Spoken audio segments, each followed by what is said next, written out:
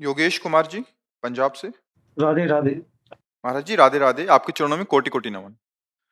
भगवान, मेरा प्रश्न है कि क्या ऐसा होता है कि मनुष्य को अपने पिछले जन्म की स्मृति हो? अगर हाँ, तो मैं अपने इस जन्म ऐसा ऐसा क्या करूं जिससे मुझे इस जन्म की स्मृति अगले जन्म में रहे? इस जन्म में तो सह नहीं पा रहे हो जितनी याद है, पीछे की ओर जानकर क्या दुर्गति करोगे।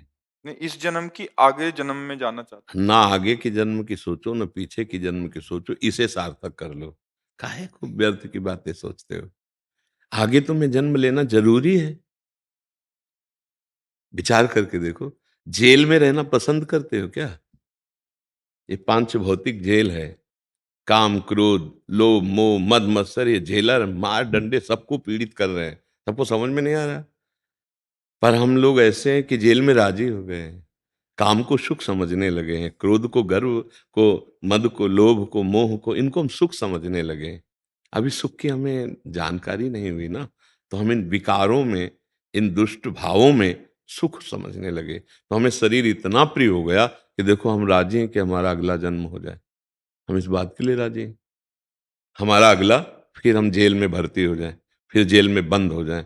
ये शरीर को मांगने का मतलब जेल मांगना नहीं। नहीं, अगर हम इस जेल संसार रूपी दुखालय में भेजे भी जाएं, तो कर्म बंधन से मुक्त होकर आऊं और दूसरे को कर्म बंधन से मुक्त करने वाला बनूं। आप तो कर्म बंधन में बंधने की बात सोच रहे हैं।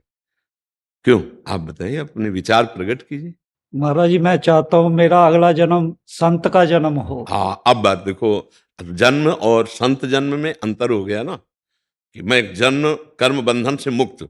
संत का जन्म का मतलब सोचते हो, भगवान का भागवत महापुरुष होकर स्वयं तरे और दूसरों को तारने वाला। इसके लिए निरंतर नाम जप करो, भगवान की आराधना करो, भगवान कृपा करेंगे, अगला जन्म ऐसा महान देंगे कि लाखों का कल्याण आपकी वाणी से हो जाएगा, आपके संकल्प से लाखों के पापों का नाश हो जाएगा। ठीक है ना? नाम जप करो और भगवान के चरित्रों का गायन करो। ये बहुत जल्दी हृदय को निर्मल करते हैं। जब हम भगवान की लीला कथा को श्रवण करते हैं, गायन करते हैं, 88,000 ऋषियों के मुखिया शौनक जी महाराज सूत जी से कह रहे हैं कि यज्ञ करते करते हमारी जटाएं धुएं से धूमिल हो गई। मुझे वो आनंद नहीं मिला जो आज आपके मुख से भगवान की लीला कथा सुन करके परमानंद का अनुभव हो रहा है। तो भगवान की लीला कथाओं को गाओ, भगवान की लीला कथाओं को सुनो और नाम जप करो और दूसरे के प्रति अच्छा व्यवहार करो। आज से ही उस स्वभाव की नींव डालो। संत स्वभाव क्या होता है? संत सरल चित, जगत हित, जान स्वभाव स्नेह। संतों का चित्त जो होता है वो जगत हित के ही चिंतन में लगा रहता है। जैसे माता पिता का चित्त अपने बच्चों के चिंतन में लगता है, ऐसे संतों का चित्त होता है कि कैसे कल्याण हो, सब कैसे सुखी हो जाए। संत सरल स्वभाव के होते हैं, उनका चित्त दूसरों को सुख प्रदान करने वाला होता है, और उनके स्वभाव में एक बहुत मृदुता होते हुए भी अंतर है। जैसे गोस्वामी जी ने लिखा कि संत का जो हृदय है वो मक्खन के समान कोमल होता है। फिर सोचा इसमें तो बहुत बड़ा दोष हो गया। संत हृदय नवनीत समाना, कहा कविन पर कहीं न जाना। निज परिताप द्रवै नवनीता, पर दुख द्रवै सो संत पुनीता। संत का हृदय कैसा? बोले मक्खन जैसा। बोले गड़बड़ हो गया, मक्खन में तो दोष है। जब स्वयं ताप लगता है तब वो पिघलता है, पर संत तो दूसरे के दुख को देखकर द्रवित हो जाते हैं, कैसे इसके दुख का नाश हो। तो हम वो आज से शुरू करें ना, दूसरों के दुख के लिए हम वो उपाय करें कि उनको सुख मिल जाए। बीमार है तो औषधि की, शरीर की सेवा की जरूरत है तो, नहीं तो हम नाम जप कर रहे हैं, नाम जप का फल उसे देते हैं। तुम्हारा मंगल हो, तुम्हारा शुभ, तो न्यू पड़ गई ना। और अंदर भावना है कि मेरा अगला जन्म हो और मैं संत रूप में होकर समस्त जगत का मंगल करूं, निश्चित हो जाएगा। पर जैसे आपको आर्मी में जाना है तो दौड़ भाग शुरू कर दी जाती है ना, इतनी ऊंचाई से कूदना, इतनी आपके शरीर की लंबाई, इतनी चौड़ाई, ऐसी दौड़, तो वो एक दिन आर्मी में चले जाना है पक्का। ऐसे ही हमको संत बनना है तो हमको उन लक्षणों में आना पड़ेगा। स्वयं में सहनशील होकर दूसरों को सुख प्रदान करना, निरंतर नाम जप करना और काम क्रोध लोभ मोह मद मत्सर इन पर विजय प्राप्त करने वाला ही संत कहा जाता है। काम क्रोध मद मान न मोहा, लोभ न क्षोभ राग नहीं द्रोहा, जिनके कपट दंभ नहीं माया, तिनके हृदय बसहु रघुराया। वही संत जिसके हृदय में भगवान बसते हैं। तो काम क्रोध लोभ मोह मद मत्सर हम आज से बचना शुरू करें, इनसे नींव डालें साधु स्वभाव की, खूब नाम जप करें तो भगवान कृपा करेंगे, आगे महाभागवत संत के रूप में जन्म दे देंगे। भगवान कर्तुम अकर्तुम अन्यथा कर्तुम सर्व समर्थ है, बिना मांगे हमें मनुष्य दे दी, तो अब हम मांगेंगे तो मनुष्य देह में संत क्यों नहीं मुझे बना देंगे। हम चाहे नारायण बन सकते हैं, जो चाहो आप बन सकते हो, तो हम अगले जन्म के लिए अगर ऐसा सोचे तो है, अन्यथा फिर मेरा इस संसार में जन्म हो। तो देखो, जो आज के 35-40 वर्ष पहले देखा, वो बहुत बड़ा अंतर 40 वर्ष में आ गया। भजन के लिए भारी विरोधी वृत्तियां पैदा हो गई। आज के 40 वर्ष अगले में क्या होगा, फिर उसके 40 वर्ष अगले में क्या होगा, मतलब अब जो आगे जन्म आएंगे उनमें भक्ति विरोधी वृत्तियां बहुत बड़ी मिलेंगी और हमारा भजन करने का स्वभाव ही नहीं बन पाएगा। जैसे घर गृहस्थी से भागा जाता है कि एकांत में बैठकर भगवान का सुमिरन करेंगे, ठीक है। 25-30 वर्ष से मोबाइल की सृष्टि हो गई, पहले कभी नहीं था। क्यों? मुझे लगता है 25 से 30 वर्ष, 35 हो गए होंगे भाई, पहले तो हमने नहीं कभी सुना। ये सृष्टि हो गई, अब धीरे धीरे सबके पास हो गया और मोबाइल में पूरा संसार है, जो चाहो सर्च कर लो। वैसे ही मन चंचल, हमारे पास सुविधा सब कुछ हो गई, तो बंद कमरा, बोले क्या कर रहे हो, बोले ध्यान कर रहे हैं। भजन के लिए विक्षेप हो गया ना, भारी विक्षेप, क्योंकि मन तो वैसे ही चंचल है, इंद्रियां वैसे ही चंचल है। अब जब हम गंदा दृश्य देखेंगे तो हमारी दशा क्या हो जाएगी। अजामिल बहुत संयमी ब्राह्मण कुल में जन्मा था, बहुत संयमी था। एक दिन वो अपने पिता के लिए यज्ञ के लिए लकड़ी लेने गया जंगल में। अब वहां देखा तो एक वैश्या किसी धनी आदमी के जो पैसे से, तो वो क्रिया वो हो रही थी एकांत जंगल में। अब तो वैश्या है पैसों से, और वो पैसे दिए तो दोनों उन्मत्त थे। और वो नौजवान सात्विक वृत्ति वाला बार बार संभालना चाहता है, लेकिन एक दृष्टि ने उसे भ्रष्ट कर दिया। सब कुछ बेच करके अपने वैश्या को देकर पूरे जीवन पापाचरण करने लगा, एक दृश्य ने। अब आप सोचो, वो दृश्य एक दृश्य था और मोबाइल में लाखों दृश्य हैं, लाखों प्रकार के हैं। अब आपकी दुर्दशा क्या हो जाएगी। एक दृश्य ने जो धार्मिक प्रवृत्ति थी उसको बदल दिया और भ्रष्ट कर दिया। अच्छा, एक दृश्य यही वृंदावन के यमुना के जल में, जल को स्तंभित करके सौभरी ऋषि तपस्या कर रहे थे। देखा मछली मैथुन कर रही। अच्छा, मछली के कौन से ऐसे अंग हैं जिनको देखकर कामासक्त हो जाए, लेकिन उनके विचार में आ गया कि कुछ तो सुख है, ये मछली की जोड़ी इतनी आनंदित हो रही, अब मैं ब्याह करूंगा। और इतने महान तपस्या के धनी थे कि उस समय चक्रवर्ती सम्राट बादशाह थे मानधाता। मानधाता के पास गए और उन्होंने कहा, मैं तपस्या से विरत होकर गृहस्थ धर्म में जाना चाहता हूं, मुझे तुम्हारी पुत्री चाहिए।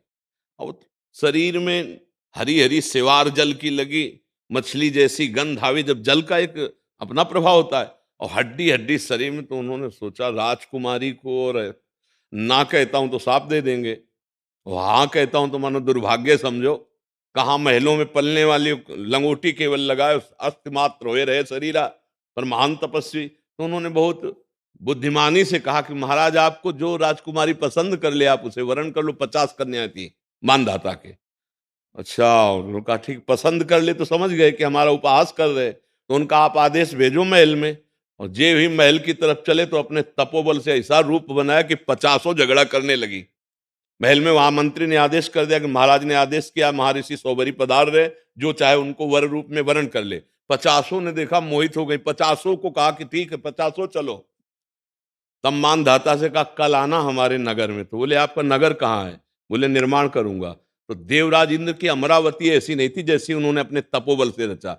और जब सब कुछ भोगा और सब वैभव, तब एक दिन एकांत में बैठे, तब होश आया, कहाँ मैं भजन कर रहा था और कहाँ ये लग गया, पूरा नगर निर्माण किया तपबल से, 50 ब्याह किया, लड़का बच्चा। तो उनका हे भगवान आपकी दुरंत, एक मछली के दृश्य ने एक महात्मा सौभरी को यहां पहुंचा दिया। एक वैश्या के दृश्य को देखकर अजामिल कहां पहुंच गया। और मोबाइल से हर दृश्य देखने वाला, क्या आचरण उसके शुद्ध होंगे। बड़ा भजन के लिए विक्षेप पहुंच गया। अगर इंद्रियां संयम में है तो सत्संग सुन लो, मोबाइल से वो भी लाभ है। और अगर संयम बिगड़ गया, कितने नवीन नवीन बच्चे अपनी जीवनी शक्ति को नष्ट कर रहे। अभी तो ये है, कभी हमने स्कूल में बॉयफ्रेंड गर्लफ्रेंड नहीं सुना था अपने, जब हम पढ़ रहे थे। सब एक स्कूल में ऐसे पट्टी में बैठते थे और कोई मतलब ही नहीं था 13-14 वर्ष की अवस्था तक। आज 13-14 वर्ष का बालक पूर्ण गृहस्थ धर्म के ज्ञान से परिपूर्ण है, उसको समझाने की जरूरत है। क्यों? मोबाइल है। अब वो जो चल गया ये गर्लफ्रेंड बॉयफ्रेंड, क्या संयम रहेगा बच्चों में? क्योंकि वैसे ही इंद्रियां इस अवस्था में चंचलता की तरफ बढ़ती और खुली छूट मिल गई और वो टच वाला मोबाइल हो गया। वो क्या कहते हैं टच वाले मोबाइल को? स्मार्टफोन। अब वो स्मार्ट नहीं हो गया। तो इस अभी 40 साल के अंतर्गत हम बता रहे कि साधना में भारी विक्षेप देने वाली माया ने अपनी चाल चल दी। हर जेब में मोबाइल मिलेगा। अच्छा, अब हम लोग अपनी वृत्ति को अंतर्मुख करके शांत करके प्रभु में लगाना चाहते हैं, वो जेब में पड़ा है, कुन कुन कुन कुन, किसका मैसेज है? अपने माँ को छोड़ा, पिता को छोड़ा, सारे संबंधों को छोड़ा प्रभु के लिए। लेकिन अब भक्तों के मैसेज, अरे सिराने रखे, कौन से हो, किसका है? अब वो अंतर्मुख हो पाएगा, वो परमात्मा साक्षात्कार कर पाएगा, क्योंकि वृत्ति तो बहिर्मुख हो रही है हर समय। और कैसे हो? बोले बढ़िया। नहीं और, अब नहीं ना, और कैसे हो? अब और में कितना और बोलता चला जाए, अब फालतू में समय घंटों कान में। अब बताओ ध्यान होगा भगवान का? अब जब बात किया कान में तो सुन रहे हैं, उत्तर दे रहे हैं, इसके बाद चिंतन होगा उसका। यही तो छोड़ने के लिए हम परमार्थ में आए थे और यही हमने पकड़ लिया। अब कैसे सिद्धि होगी, कैसे भगवत साक्षात? तो आगे हमें ऐसा संग मिले कि खूब भजन बन जाएगा, बहुत मुश्किल है। इसलिए अभी भजन कर लो। अभी बच्चा है, 5,000 वर्ष के ऊपर ही अभी है कलयुग। 4,32,000 वर्ष की आयु है। थोड़ा घुटने से खड़ा होने दो इसको।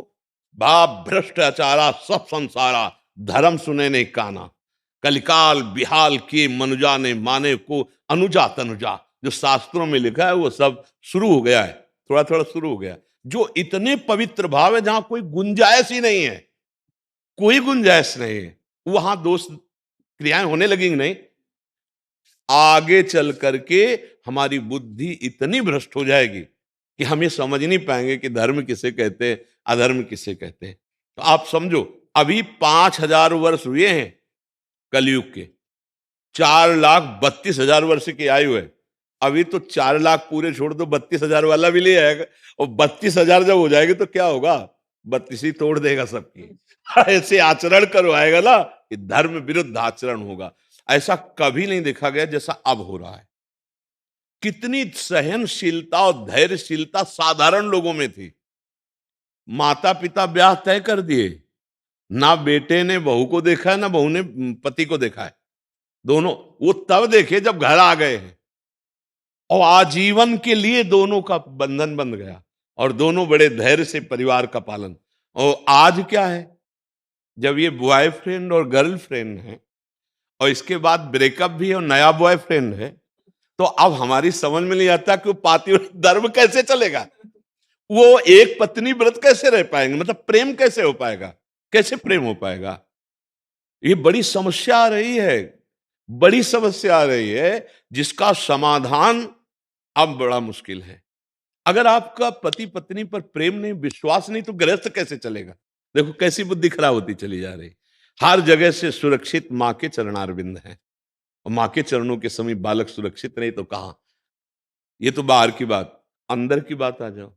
मां का गर्भ सबसे ज्यादा सुरक्षित है, लेकिन माँ का गर्भ भी बालक जो गर्भस्थ शिशु है, बोले क्या है, बोले कन्या है, बोले हटा दो।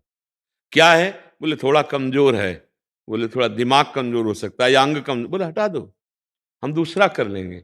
ये महापाप, भ्रूण हत्या, गर्भ हत्या, तो ये सब क्या करेगा, ये विध्वंस कर देगा परिवार में। ये जब अपना स्वरूप लाएगा तो ये सब आतंक फैला देगा, हमारे दिमागों में आतंक, हमारे हृदय में आतंक। इसलिए हम सबसे प्रार्थना करते हैं, नाम जप करो, भगवान के आश्रित रहो, अपने कर्तव्य का पालन करो, तो ये जन्म तुम्हारा पवित्र हो जाए और भगवान को प्राप्त हो जाओ। अगर भगवान कृपा करें आगे जन्म दें तो जीवन मुक्त महापुरुष का जन्म दें कि हमें कोई कर्म बंधन न सताए, हम दूसरों को कर्म बंधन मुक्त करने वाले बने। ये तो बातें वो कहा, इस प्रपंच में ना फंसे तो बहुत अच्छा है। अब हमें मुक्त होने की इच्छा हो जानी चाहिए कि बहुत भोग लिया, बहुत देख लिया, अब मैं भगवान का नाम जप करके भगवान की प्राप्ति चाहता। सोच पा रहे हैं आप? महाराज जी, इच्छा तो मुक्त होने की ही है, जी। पर अपने आचरणों से लगता है भी शायद वैसे लोहा कभी सोना नहीं बन सकता, पर पारसमणि छू जाए तो बन जाता। समझ रहे ना? हाँ, तो हम तो ऐसे ही हैं, पर हमारे पारसमणि है गोविंद, हमारे पारसमणि है गुरु। अगर हम गुरु गोविंद की शरण में हैं तो यद्यपि हम तो लोहा हैं, पर सोना बनने में हमें कोई संशय नहीं है, क्योंकि हम अपने प्रभाव से सोना नहीं बन सकते, उनके प्रभाव से। तो मोक्ष मूलम गुरु कृपा, तो गुरुदेव की कृपा, गोविंद की कृपा से कुछ दुर्लभ नहीं। हम भगवान और गुरु की शरण में रहे, खूब नाम जप करें, हमारा परम मंगल हो जाए। महाराज जी, मौसम दीन ना दीन हित, तुम समान रघुवीर, ऐसे हम भी अस करते हैं। विचार रघुवंश बनी, हाँ। हरू विसंभव भी। बिल्कुल ऐसे अगर ही। आप कृपा करोगे तो सब कुछ। नहीं, हम भी उसी नाव में बैठे हैं जिसकी नाव की बात कर रहे हैं। हम सब उसी में बैठे, नाविक वही है, प्रभु ही हमारे सबके खवैया हैं। हम जैसे डिब्बा है ना, तो यद्यपि इंजन में पावर होता है, पर डिब्बा इंजन से जुड़ा होने के कारण वो सैकड़ों लोगों को अपने में ले जाता है। इंजन में तो 2 ही 4 लोग जाते हैं, पर डिब्बे में सैकड़ों लोग बैठते हैं। और सही पूछो तो डिब्बे में कोई पावर नहीं है, पर वो पावर से कनेक्शन होने के कारण इंजन से भी ज्यादा लोगों को ले जाता है, ले जाता है। तो बस ऐसे ही पावर हरी है। ये जो संत जन है ना, ये डिब्बा है, ये अपने में हजारों को, लाखों को समेट लेते हैं, और कनेक्शन है हरि रूपी इंजन से। तो हरि गुरु हाँ पार कर देते हैं। हरि अवतार लेकर कुछ लोगों का उद्धार किया, किसी को मार के, किसी को प्यार करके, लेकिन हरिनाम जापक संतों ने असंख्यों का उद्धार कर दिया। आज तक इस बात में इतिहास साक्षी है कि भगवान ने तो मार करके परम पद दिया दुष्टों को, लेकिन संतों ने दुष्टता निकाल के उसे साधु बना के और भगवान की प्राप्ति करा दी। घोर दुष्ट को भी महात्मा बना दिया, भगवान का प्रेमी बना दिया। देखो संतों के चरित्र पढ़ के, महाप्रभु चैतन्य देव जी के चरित्र में देखो, जगाई मधाई एकदम राक्षसी स्वभाव, महात्मा बना दिया। हरिवंश चंद्र जी को देखो, नरवाहन जी ऐसे कितने, अंगुली माल जैसे कितने बड़े बड़े जो दुष्ट स्वभाव के थे, उनको महात्मा बना दिया। तो हम नाम जप करें, भगवान के आश्रित रहे, और हमारा निश्चित कल्याण होगा, क्योंकि हम भगवान के अंश हैं, भगवान का नाम जपते हैं। बिल्कुल विश्वास रखिए, आशा बंधा समुत्कंठा, नाम गाने सदा रुचि। दृढ़ आशा कि मेरा निश्चित कल्याण होगा। अगर कल्याण न होना होता तो संत समागम न मिलता, कल्याण ना होना होता तो मुझे सतमार्ग न मिलता। भगवान हमें फंसा देते, लेकिन आज हमें मुक्त होने का अवसर मिला। अब हम संशय नहीं करेंगे, खूब नाम जप करेंगे। केश पाठक जी। राधा वल्लभ श्री हरिवंश महाराज जी। महाराज जी, मुझे मेरे गुरुदेव का सानिध्य अधिक समय तक नहीं मिला, जिसकी मन में हमेशा पीड़ा सी बनी रहती है। महापुरुषों में अपने गुरुदेव के दर्शन की ललक बनी रह रही है। किन्हीं महापुरुष में मुझे मेरे गुरुदेव की छवि नजर आए तो क्या मैं उन्हें पुनः गुरुदेव के रूप में स्वीकार कर सकता हूँ? देखो, इस मार्ग में चलने पर जब तक हमारी ये भावना पुष्ट नहीं हो जाती कि सारे जगत में मेरे गुरुदेव हैं, तब तक हमें रुकना नहीं है, हमें आगे बढ़ते रहना है। जिस रूप में, जिनके शब्दों में, श्रवण कथन से हमारे हृदय में अध्यात्म जागरण होने लगे, वो हमारे ही गुरुदेव हैं, वही गुरुदेव हैं। वो रूप बदल करके बैठे, हमें केवल पहचानना है। और जब ये अनुभव हो जाए, सब जगह अखंड मंडलाकारम व्याप्तम, ये अनुभव हो जाए, सब जगह मेरे प्रभु श्री राम में सब जग जानी, अब यहाँ पूर्णता हो गई। जब तक ये स्थिति ना हो तब तक रुकना नहीं चाहिए, आगे बढ़ते चल।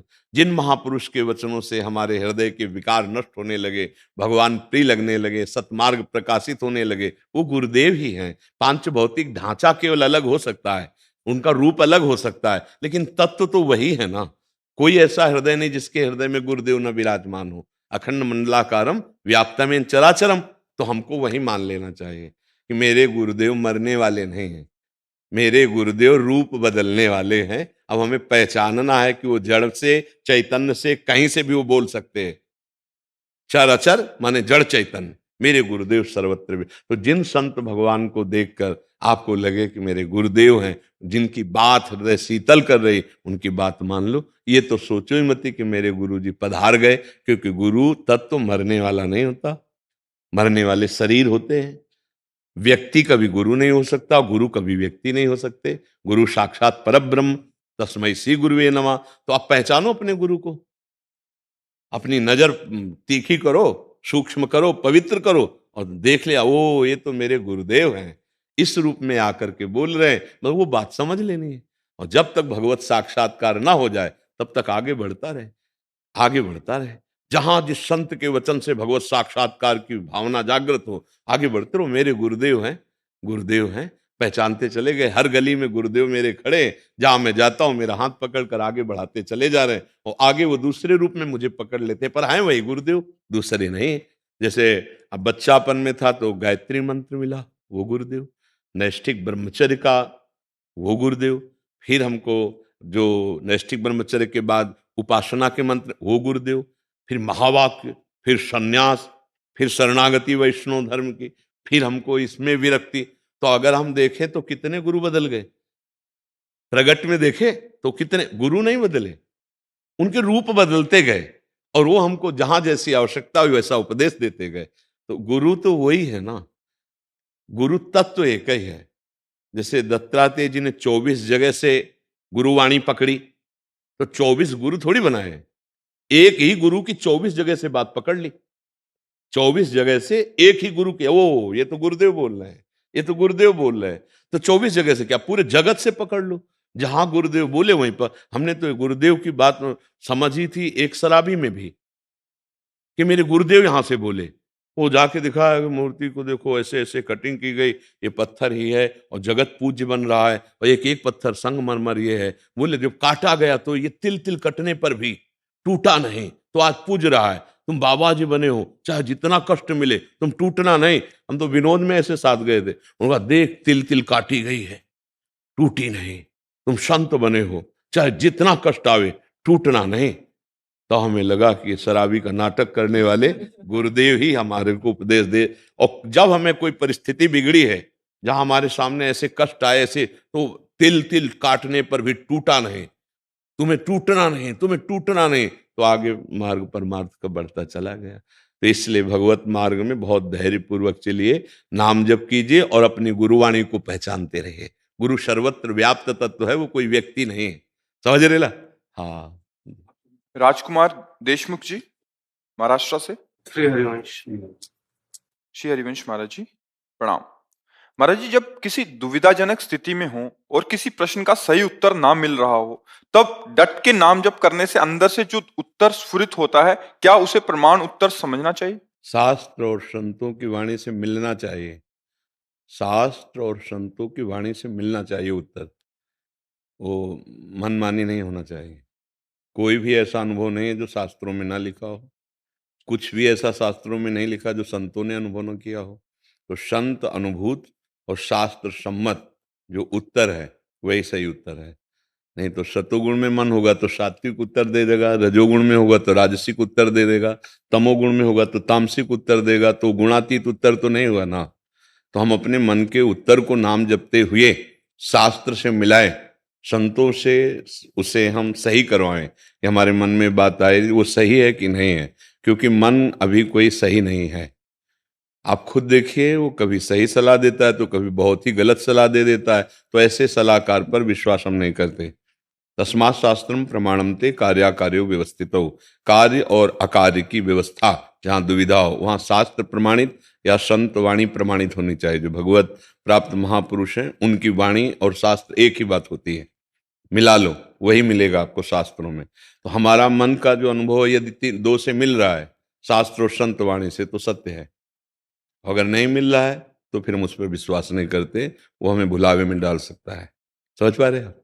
जी जी प्रीति मित्तल जी मथुरा से। राधा वल्लभ श्री। जी। राधे राधे महाराज जी, आपके चरणों में कोटि कोटि प्रणाम। महाराज जी, मेरा प्रश्न यह है कि यदि गुरुदेव भगवान स्वप्न में आकर डांट लगाएं तो हमको उनकी कृपा का अनुभव करके प्रसन्न होना चाहिए कि सदगुरुदेव भगवान पल पल हमें सुधार रहे हैं, या ये सोचकर दुखी होना चाहिए कि सदैव प्रयासरत रहने के बाद भी हम सदगुरुदेव भगवान के बताए हुए मार्ग पर चल पाने में त्रुटियां कर देते हैं, जिससे गुरुदेव अप्रसन्न होते हैं? वैसे अप्रसन्नता नहीं, इसमें प्रसन्नता ही होनी चाहिए कि जो स्वप्न में भी मुझे नहीं भटकने देते, तो अब मेरा परम मंगल निश्चित है। जागृत की तो क्या, स्वप्न में भी मुझे वो डांट लगाते हैं आकर, इसका मतलब उन्होंने हमारी जिम्मेवारी ले ली। अब हमारा निश्चित उद्धार, यद्यपि हम योग्य नहीं हैं, पर उन मोक्ष मूलम गुरु कृपा, गुरुदेव की कृपा से हमारा परम मंगल हो जाएगा। प्रयासरत रहे, कभी उनकी आज्ञा की अवहेलना ना हो, जो हमें इतनी कृपा करते हैं कि स्वप्न में भी आकर हमको डांट लगाते हैं। तो ऐसा दुलार कौन करेगा? विचार करना चाहिए। संसार में प्यार करने वाले तो शरीर को लेकर प्यार करते हैं, चाहे माता हो, पिता हो, पति हो, कोई भी संबंध हो, शरीर से परिचय। और गुरुदेव आत्म से प्यार करते हैं। वो शरीर प्यार नहीं है उनका, उनका आत्म स्वरूप प्यार है। संसार का प्यार फंसाने वाला है और गुरुदेव का प्यार मुक्त करने वाला है, इसीलिए वो डांट लगाते हैं। जो शरीर, संसार और भोगों का प्रेमी होता है, ना वो शिष्य होता है, ना वो गुरु होता है, प्रपंची होता है। और जो भगवान की आसक्ति प्रदान करता है, भगवान की आसक्ति स्वीकार करता है, वही गुरु शिष्य है। शिष्य भी वही है जो आसक्ति स्वीकार करता है भगवान की, और गुरु वही है जो आसक्ति प्रदान करता है भगवान की। तो हमें लगता है कि हमें प्रसन्न होना चाहिए कि हमारे गुरुदेव हमें स्वप्न में आके डांटे, मतलब जो स्वप्न में हमें संभाल रहे हैं, तो जागृत में कैसे बिगड़ने देंगे? हम उनकी आज्ञा पे रहें, उनका नाम जो दिया हुआ है, खूब नाम जप करें, मंत्र जप करें। किन्नरी पटेल महाराष्ट्र नासिक से। राधा वल्लभ श्री वंश। राधे राधे महाराज श्री, आपके चरणों में कोटि कोटि प्रणाम। महाराज जी, अहमता और ममता से हृदय बहुत जलता है, दैन्यता का भाव ही नहीं आ पा रहा। महाराज जी कृपा करके दैन्यता प्रदान करें। दैन्यता न किसी के आशीर्वाद से प्राप्त होती है और ना किसी अन्य साधन से प्राप्त होती है। केवल एकमात्र सदगुरुदेव या भगवत प्रेमी महात्मा के कृपा कटाक्ष से प्राप्त होती है। क्योंकि महापुरुषों के संग से अहम का मर्दन हो जाता है। तिनकी संगति रहित जाति कुल मद सब नंसई, और अहम ही होने के कारण दैन्यता नहीं आ पाती, और दैन्यता न होने के कारण प्रेम रस का अनुभव नहीं होता है। इसलिए जैसे देवर्षि नारद जी से प्रश्न किया गया, कस्तरति मायाम, माया से कौन तरता है, कौन तरता है?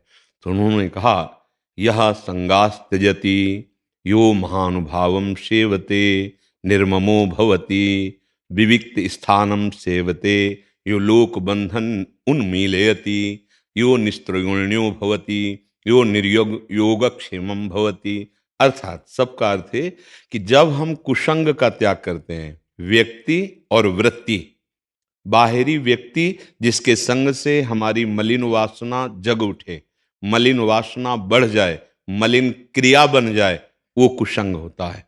जो वृत्ति हमको मलिनता की तरफ बार बार संकल्प बनाने के लिए प्रेरित करे, उस वृत्ति का त्याग और उस व्यक्ति का त्याग, जाके प्रिय न राम वैदेही तजिए ताहि कोटि बैरिसम जद्यप परम स्नेही।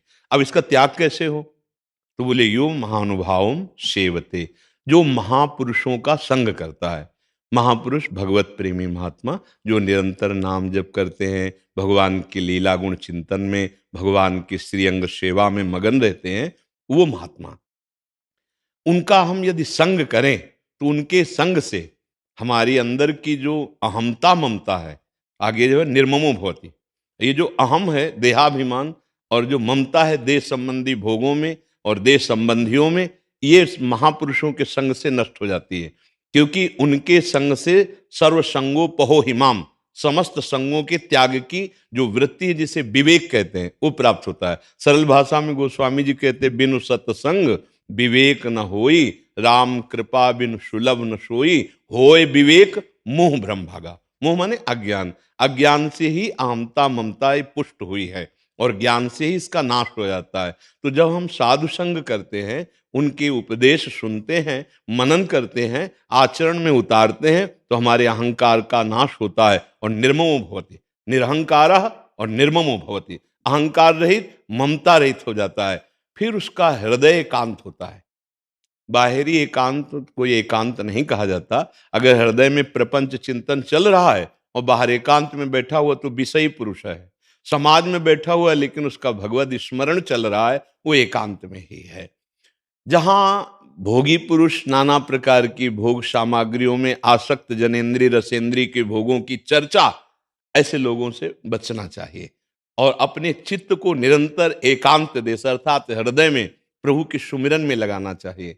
सर्वात्मना न विसजेत बहिरिंद्रियाणि एकश्चरन रहश्चित्त मनन्ते, से जो अपने चित्त को चित्तचोर प्रभु के नाम में रूप में लगाता रहता है, वो त्रिगुणातीत हो जाता है।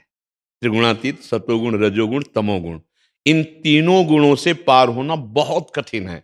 स्वयं भगवान कह रहे दैवी हेषा गुणमयी मम माया दुरत्तया मामेव ये प्रपद्यन्ते माया मेताम तरन्ति ते। जो भगवान का शरणागत होकर उनका नाम जप करता है, चिंतन करता है, तो भगवान उसे त्रिगुणातीत अवस्था देते हैं, तभी उसकी अहमता ममता नष्ट हो जाती है। इन माया के बंधन के कारण ही ये अहमता ममता पुष्ट होती। माया माने भ्रम, भ्रम से अपने को शरीर मान लेना, भ्रम से शरीर संबंधियों को प्रिय मान लेना, भ्रम से भोगों में सुख बुद्धि मान लेना। जिसे भगवान दुख योनिया कहते हैं, उसे हम सुख समझते हैं। भगवान कहते हैं त्यागाच्छांतिरनंतरम, हम समझते हैं भोगाच्छांतिरनंतरम, भोगने से सुख मिलेगा। तो ये जो अज्ञान बैठ गया है, ये साधु संग से नष्ट हो जाता है। हम किसी महापुरुष का आश्रय लें और नाम जप करते हुए उनकी आज्ञा के अनुसार यदि जीवन चलावें, तो चाहे वो गृहस्थ हो या विरक्त हो, वो अहमता ममता शून्य हो जाएगा।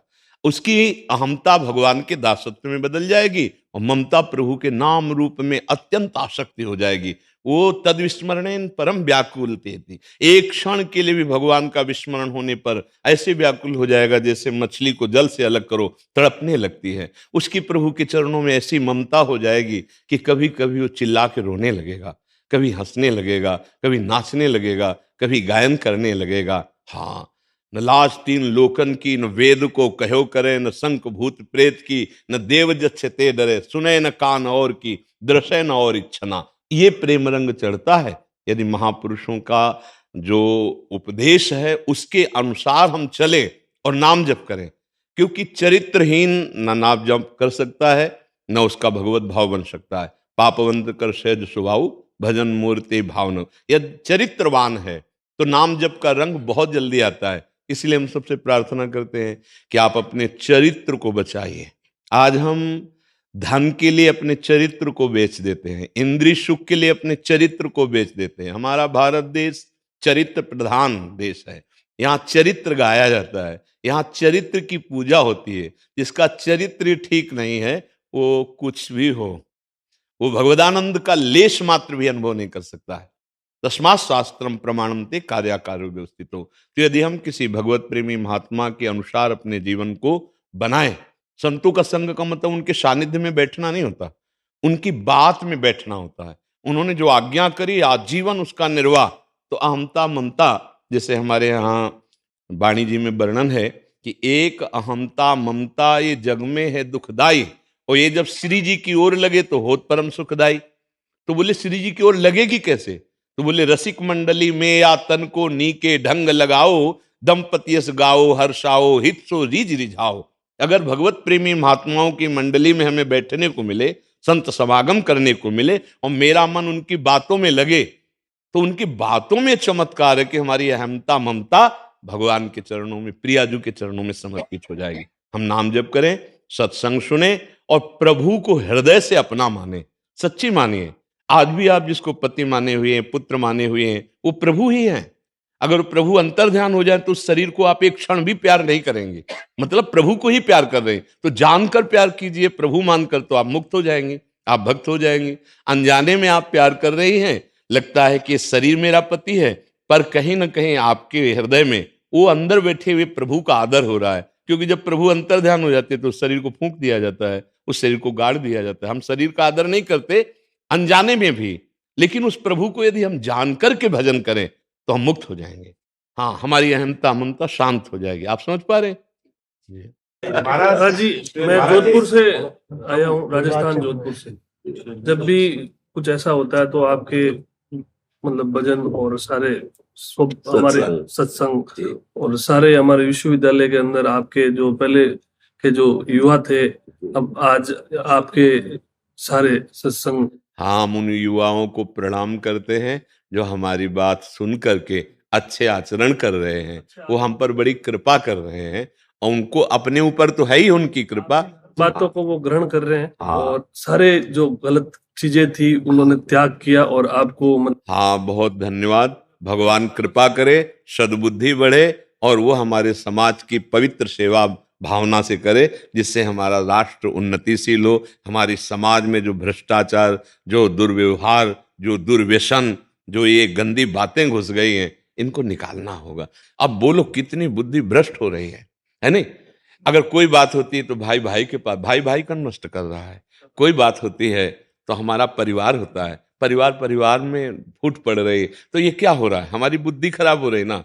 देखो, यही संसार आनंदमय हो जाएगा, आपकी बुद्धि शुद्ध। मान लो सुशील सज्जन पत्नी, बड़ा ही पत्नी प्रेमी पति, माता पिता सास ससुर की सेवा और अच्छे धर्म से कमा, तो गृहस्थी सुखमय हो गई। और जितना बना रामकृष्ण हरि जपा, राधा राधा जपा, सबका मंगल भावना किया, तो अंतिम समय भगवान ऐसे जन पर कृपा कर देते हैं। महाराज जी, परिवार में कोई अगर बात ही ना सुने, खूब समझाने में खूब फिर तो अपनी बात केवल अपने को सुधारना है, परिवार को नहीं। हम प्रार्थना करेंगे, जब नहीं मानेगा तो हम सबकी सहेंगे, पर हम विरोध न करके हम भगवत प्राप्त बनेंगे। अमी और विपुल जी ऑस्ट्रेलिया से। राधे राधे राधे महाराज जी, चरण स्पर्श। महाराज जी, हम 10 साल से निसंतान हैं। मेडिकल की सहायता से भी संतान की प्राप्ति नहीं हुई। 1 साल से आपको यूट्यूब पर सुन रहे हैं, जिससे समझ में आया कि जीवन का असल उद्देश्य भगवत प्राप्ति ही है। पर फिर भी मन कभी-कभी संतान के लिए विचलित हो जाता है। आप आगे का मार्गदर्शन करें, कैसे मन को पूरी तरह राधा नाम में लगाएं? देखो, कभी मन सलाह नहीं देता भगवत प्राप्ति की। मनाखष्टानि इंद्रियाणि प्रकृति स्थानि कर्षति। वो प्रकृति को सत्य मानकर प्रकृति का भोक्ता बनने की हर कदम पे चेष्टा करता है मन। 5 ज्ञान इंद्रियों को साथ लेकर प्रकृति में ही वो सुखी होना चाहता है। और अनंत जन्म हमारे इसी में व्यतीत हो गए, कभी सुखी हम नहीं हो पाए। आज हमें अवसर मिला मानव देह में, सत्संग के द्वारा पता चला कि हम परमात्मा के अंश हैं। परमात्मा की प्राप्ति से ही हमें विश्राम मिलेगा। जो हम सुख खोज रहे हैं शरीरों में, पदार्थों में, पदों में, धन आदि में, वो कभी नहीं हमें मिला।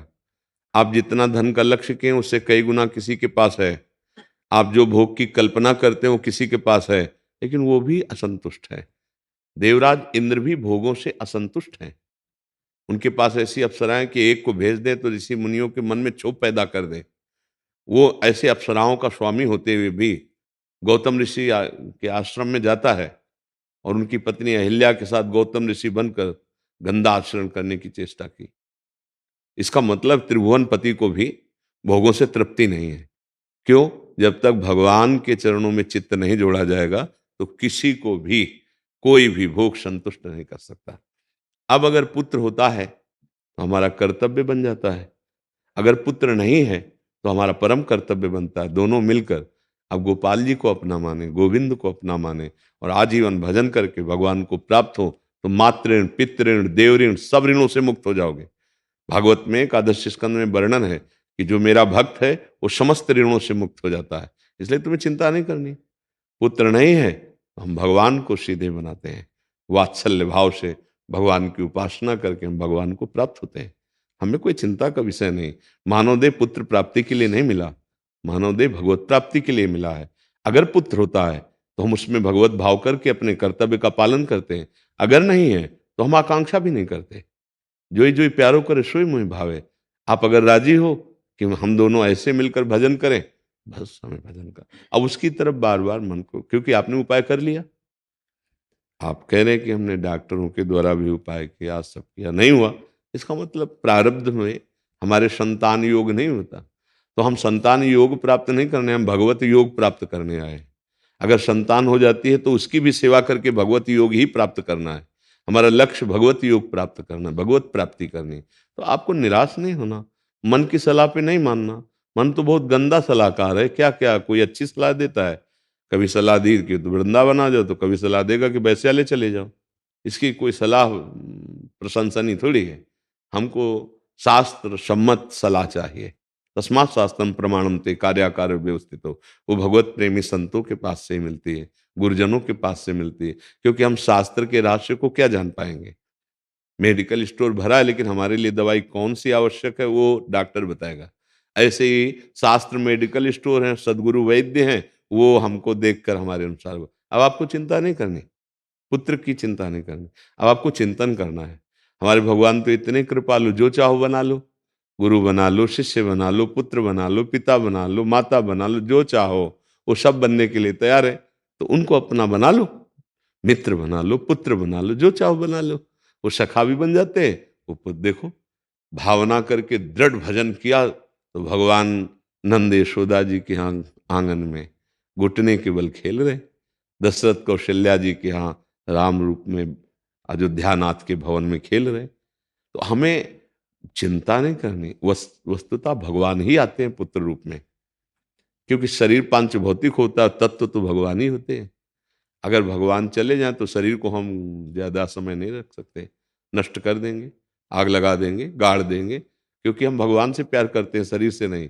पर अज्ञान के कारण हमें ऐसा लगता है कि हम शरीर से प्यार करते हैं, पर वस्तुतः कोई भी शरीर से प्यार नहीं करता। क्योंकि जब भगवान अंतर्ध्यान हो जाते हैं तो चाहे पति हो, चाहे पत्नी हो, चाहे पुत्र हो, चाहे कोई भी हो, वो उस शरीर को नष्ट कर देता है। समझ रहे हैं ना। तो आप सीधे भगवान को अपना मानो, बढ़िया मार्ग है।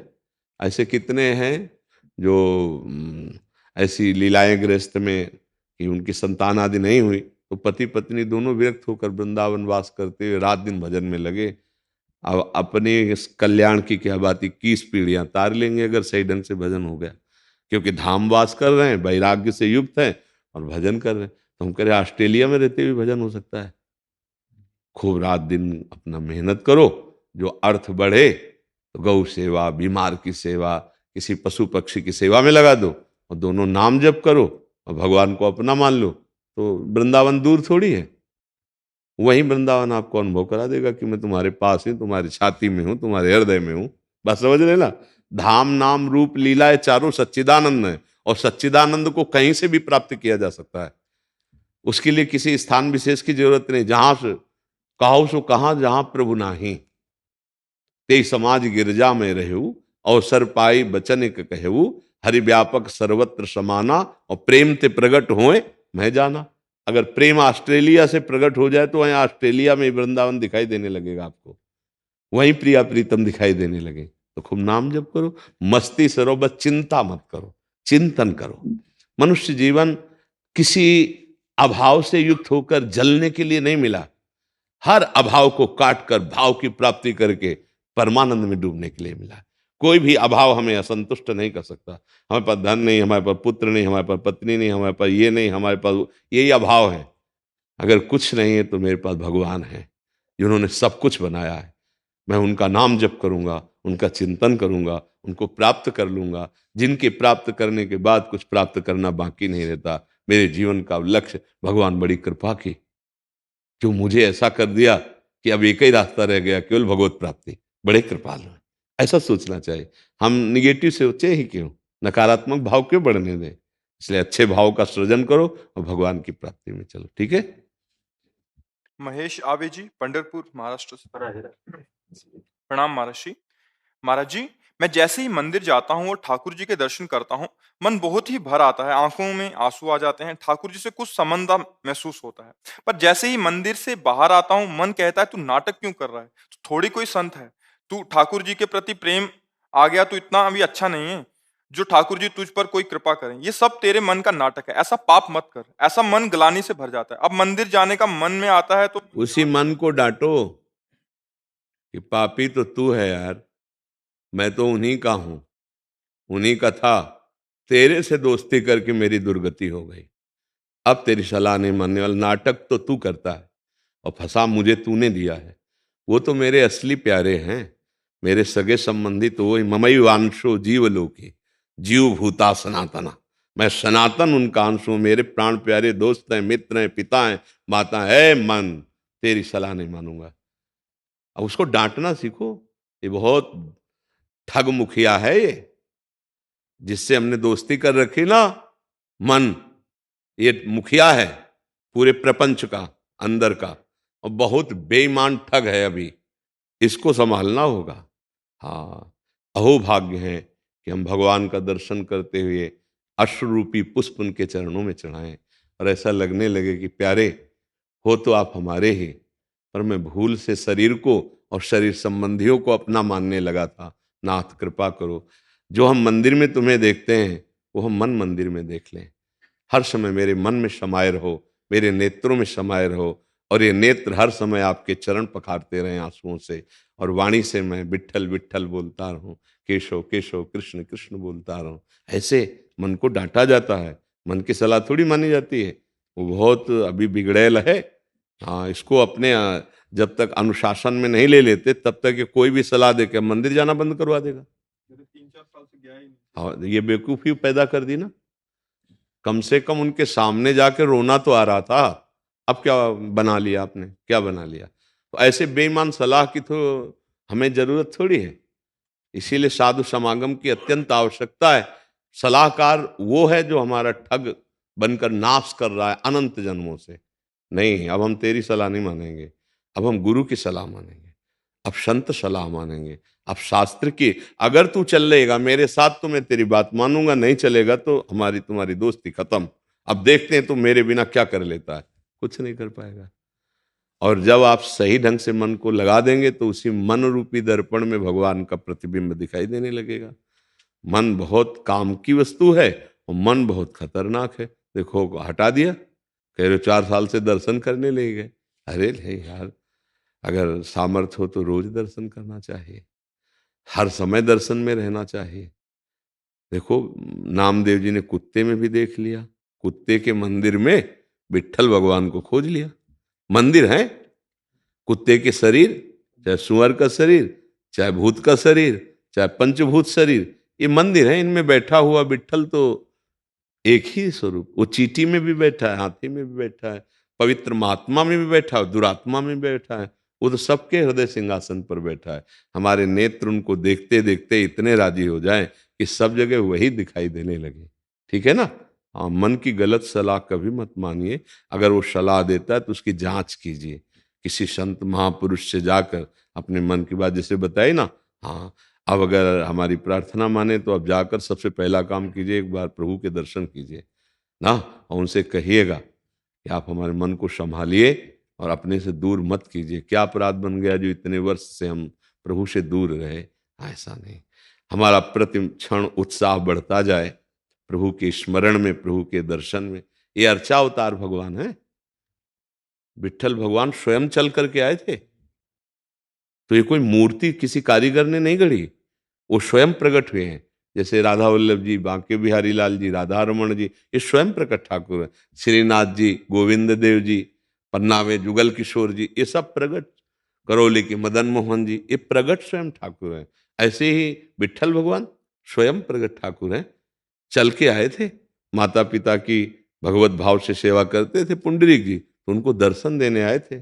आज भी वैसे ही खड़े हैं, ऐसे बड़ा मनोहर स्वरूप, बड़े करुणा में है, तो दर्शन कीजिएगा। ठीक है? मन की वो सलाह नहीं मानी जाती जो प्रमुख प्रभु से विमुख कर दे। अगर मन की सलाह पर लगोगे तो वो तो विषयों में लगा देगा। गंदी सलाह देना बंद थोड़ी कर दिया है। अब देखो ना अंदर, तो ऐसे सलाहकार की जो इतना नीच सलाह दे सकता है, हम उसकी बात मान जाए? नहीं, गलती कर दी आपने, आपने गलत सलाहकार की सलाह मान ली। इसीलिए मनमुखी और गुरुमुखी में अंतर होता है। गुरुमुखी तत्काल जांच करता है कि मन ने जो सलाह दी वो गुरु से मिल रही कि नहीं, वो संतों से मिल रही कि नहीं। नहीं मिल रही तो नहीं मानना, और मिल रही तो बात मान ली, फिर कोई बाधा पड़ेगी ही नहीं। और कभी कोई संत ऐसा नहीं कह सकता कि आप मंदिर मत जाइए, कभी नहीं कह सकता। वो वही कह सकता है जो जहां होना चाहिए वहां नहीं है, जहां होना चाहिए वहां नहीं है।